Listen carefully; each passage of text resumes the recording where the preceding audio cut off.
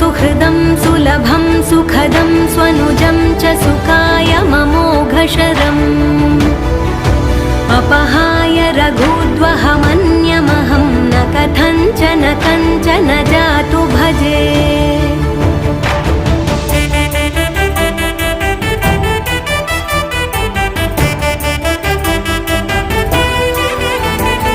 विना वेङ्कटेशं ननाथो ननाथः सदा वेङ्कटेशं स्मरामि स्मरामि।